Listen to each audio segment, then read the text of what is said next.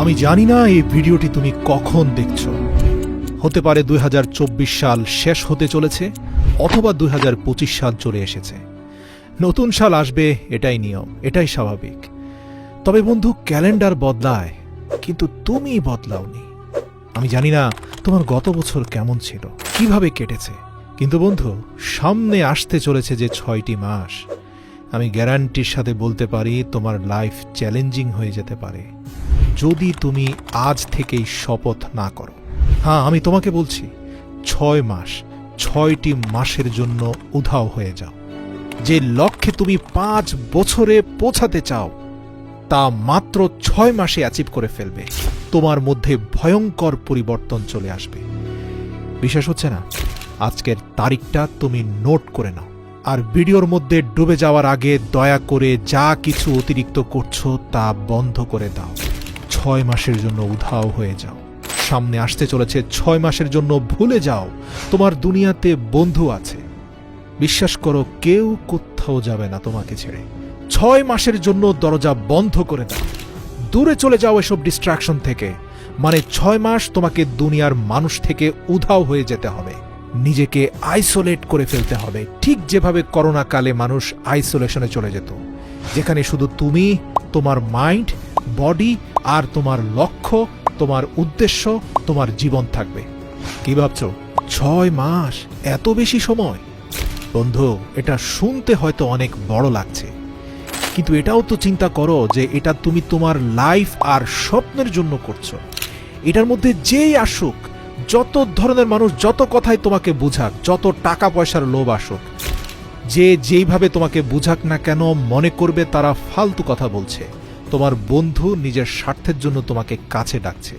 বিশ্বাস করো, তোমার যাওয়া না যাওয়া নিয়ে কিচ্ছু যায় আসে না। মনে রাখো, এই 6 মাসে তুমি যত মানুষের সাথে থাকবে, তুমি ততই নষ্ট হবে। সব আনন্দের গ্রুপ থেকে লেফট হয়ে যাও, ফালতু মানুষ এড়িয়ে চলো, আর টাইম ওয়েস্ট যারা করে তাদেরকে ব্লক করে দাও জীবন থেকে, ফেসবুক থেকে, ইনস্টাগ্রামের দুনিয়া থেকে বের হয়ে আসো। তোমার কাজ আছে জরুরি, এটা বলে শেষ করো চ্যাটিং, মেসেজ টাইপ করে নিজের সময় নষ্ট করো না। 6 মাস সেলফিশ হয়ে যাও, নিজের কথা চিন্তা করে, নিজের লাইফ, নিজের স্বপ্ন, নিজের লক্ষ্য, নিজের ফ্যামিলির কথা চিন্তা করো। Number 2, speech less, do more. মনে রেখো, খালি পেট আর পয়সা সবসময় আওয়াজ করে বেশি। তোমার অ্যাটিটিউড আর তোমার মোটিভেশনাল স্ট্যাটাসে কিছুই হবে না বন্ধু।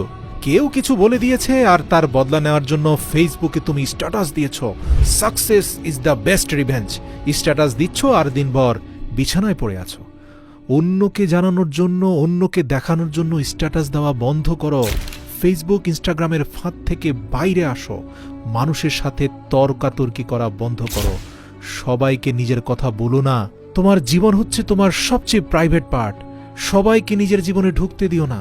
কখনো ভেবেছো তোমার মোটিভেশন কেন সবসময় ঠান্ডা হয়ে যায়? কারণ তুমি এমন মানুষদের সাথে থাকো যারা তোমার সব এনার্জি চুষে নিয়ে তোমাকে খালি খোসা বানিয়ে ছেড়ে দেয়। এরকম বন্ধুত্ব থেকে বাইরে আসো। মানুষকে নিয়ে সমালোচনা করা, অন্যকে নিয়ে চিন্তা করা ছেড়ে দাও। যদি তুমি না থাকো, দুনিয়া থেমে যাবে না। তোমার থেকে শ্রেষ্ঠ মানুষটা দুনিয়া থেকে চলে গেছে বলে দুনিয়ার কিচ্ছু যায় আসেনি। তোমার না থাকা নিয়ে কিচ্ছু যায় আসে না। দুনিয়া যেভাবে চলছে সেভাবেই চলতে থাকবে। মরে যাওয়া মানুষকে মানুষ একদিনে ভুলে যায়। কি যায় আসে কে তোমাকে নিয়ে কি ভাবছে না ভাবছে? আর যদি তোমার এতই ফিলিংস হয়, মানুষের কথায় যদি এতই কষ্ট হয়, দয়া করে অনুরোধ করি 3 নম্বর পয়েন্টটা মুখস্থ রাখো। মানে নিজের ফিলিংসগুলোকে জ্বালিয়ে দাও এই 6 মাসের জন্য।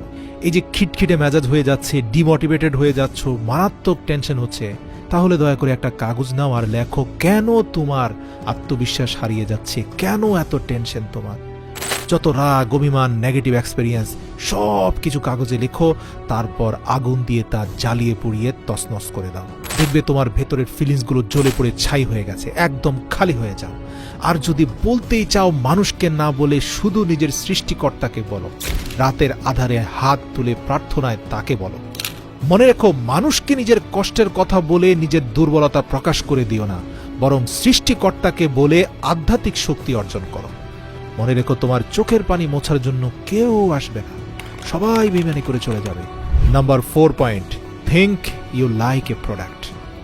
দেখো, 21 দিন তুমি যা খাবে, তুমি যেভাবে দেখবে, তুমি যা করবে, তুমি যা শিখবে, আমি গ্যারান্টির সাথে বলতে পারি তুমি ঠিক ওই রকম হয়ে যাবে।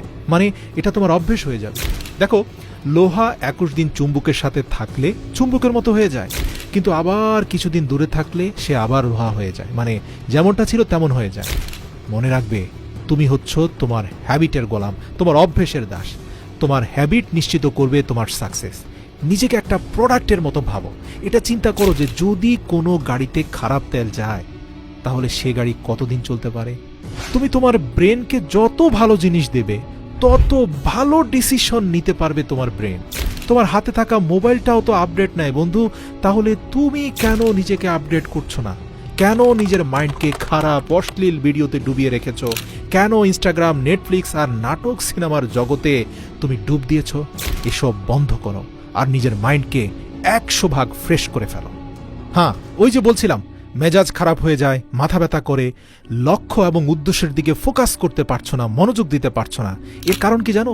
তোমার শরীরকে তুমি ভালো খাবার দিচ্ছ না, যত সব জাঙ্ক ফুড, অস্বাস্থ্যকর খাবার তুমি খাচ্ছ। মনে রেখো, খারাপ তেলে যেমন গাড়ি নষ্ট হয়, খারাপ খাদ্যে তোমার শরীর, তোমার মস্তিষ্কের ক্ষমতা নষ্ট হয়।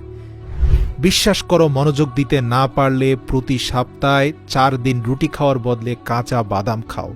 এই কাঁচা বাদামের ওমেগা 3 ফ্যাটি অ্যাসিড তোমার ব্রেনের শক্তিকে বাড়ায় কিনা, তোমার মনোযোগের ক্ষমতাকে শক্তিশালী করে কিনা, হাতে নাতে প্রমাণ পেয়ে আমাকে বলো। শরীর মোটা হয়ে গেলে জিমে চলে যাও, ধীরে ধীরে নিজেকে প্রস্তুত করো।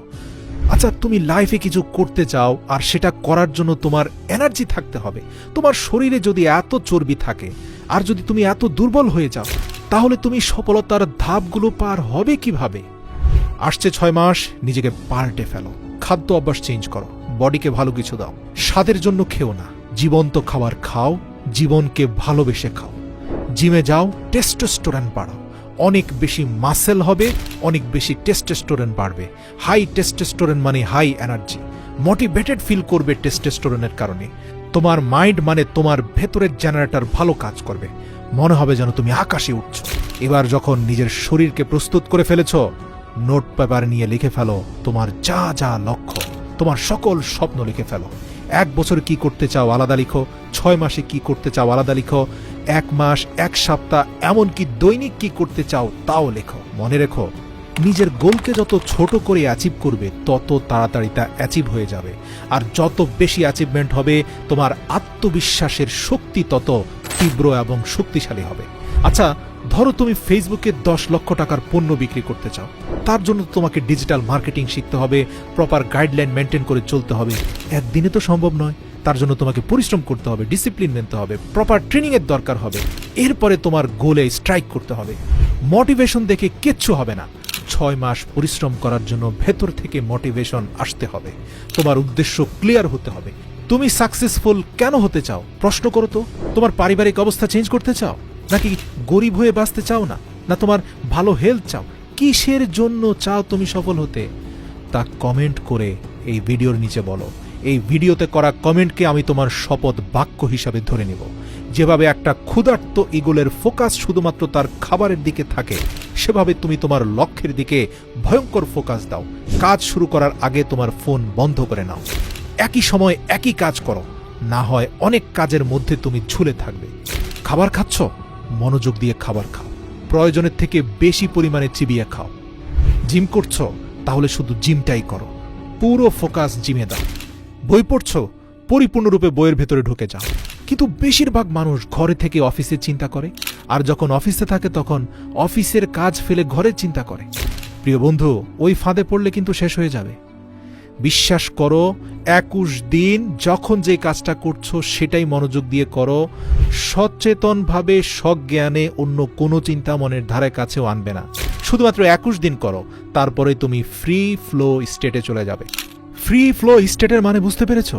ওই যে যেমন মোটরসাইকেল যেদিন সর্বপ্রথম চালানো শিখছিলে, সেদিন কত মনোযোগ দিয়ে ক্লাস টেনেছো, কত মনোযোগ দিয়ে সামনে গাড়ি দেখে ব্রেকে চাপ দিয়েছ।